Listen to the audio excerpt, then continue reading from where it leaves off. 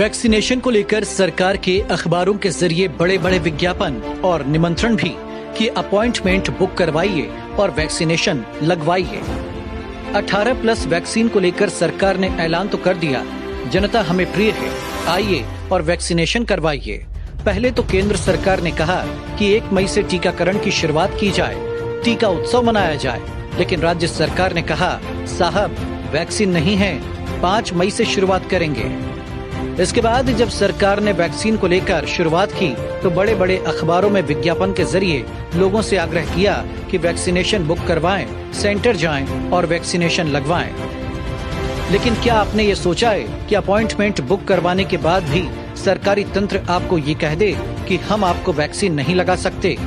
जी हाँ, ये वाकया हुआ है आगर जिले में, जब यहाँ के नागरिक अपना वैक्सीनेशन अपॉइंटमेंट लेकर सेंटर पहुँचे तो वहाँ मौजूद कर्मचारियों ने उनसे कहा कि आपका वैक्सीनेशन नहीं हो सकता। मामला गुरुवार 13 मई का है, जब आगर के सरस्वती स्कूल में स्लॉट बुक होने के बावजूद भी नलखेड़ा से आए करीब 7, आगर के 32 से अधिक और उज्जैन के 2 लोग वैक्सीन लगवाने के लिए जब सेंटर पहुँचे तो उन्हें संबंधित अधिकारी ने वैक्सीन लगाने से इनकार कर दिया। यहाँ सभी लोगों ने वैक्सीनेशन को लेकर पहले ही रजिस्ट्रेशन अपॉइंटमेंट बुक कर रखा था और इनके पास अपॉइंटमेंट स्लिप भी थी। मैंने रजिस्ट्रेशन करवाया था। मुझे आज सुबह 9 बजे से 11 बजे के बीच का अपॉइंटमेंट मिला था। मैं 8:30 बजे वैक्सीनेशन सेंटर पे आ चुका था। उसके बाद जब मैंने 9 बजे अधिकारी से बात करी तो बता रहे हैं कि आपका लिस्ट में नाम ही नहीं है।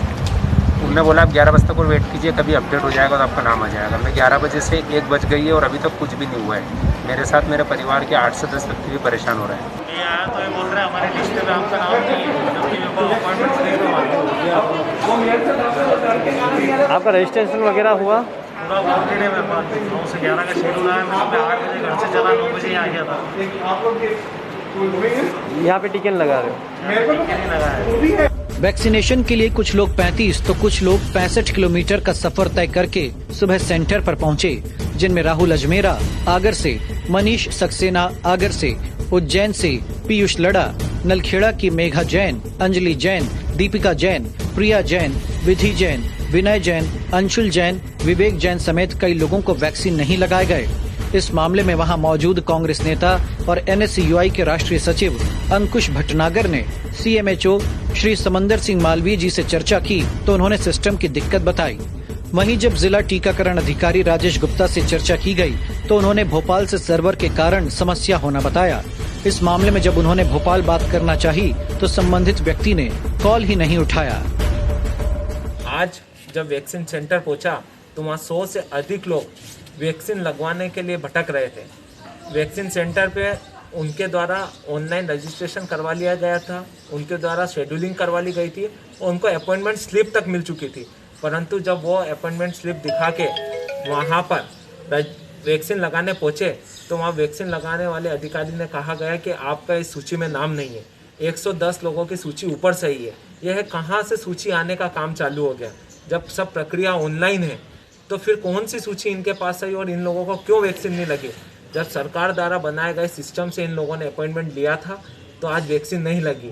लोग ऑक्सीजन के लिए, बेड के लिए, रेमडेसिविर इंजेक्शन के लिए भटक रहे हैं। अब लोगों को वैक्सीन लगाने के लिए भटकना पड़ रहा है। मध्य प्रदेश की गूंगी और बहरी सरकार द्वारा किसी भी तरह की कंट्रोलिंग स्वास्थ्य विभाग में के लिए नहीं है। आज लोग जब वहाँ पहुँचे और परेशान होते रहे तो कोई अधिकारी इसका जवाब देने के लिए तैयार नहीं था।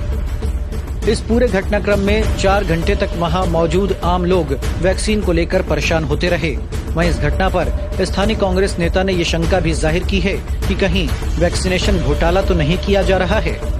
आज ये बहुत निंदनीय कार्य मध्य प्रदेश सरकार में हुआ है और एक तरीके का ये घोटाला है कि ऊपर से 110 लोगों की सूची आई, जिन लोगों ने रजिस्ट्रेशन और अपॉइंटमेंट करवा लिए थे उन लोगों को वैक्सीन नहीं लगी और जो सूची ऊपर से आई है 110 लोगों की, उन लोगों को वैक्सीन लगी। ये बहुत ही निंदनीय। इस घटना से ये तो साफ होता ही है कि शासन अपनी व्यवस्था को लेकर चाहे कितना ही ढोल पीटे, लेकिन सिस्टम वही जर्जर है और व्यवस्था में सुधार नाम मात्र को नहीं। बहरहाल अब उम्मीद तो यही करना है कि आगे इस प्रकार लोगों को परेशानियों का सामना न करना पड़े और सरकार व्यवस्थाओं को और बेहतर बनाने की कोशिश करे। Bureau news, Agar live.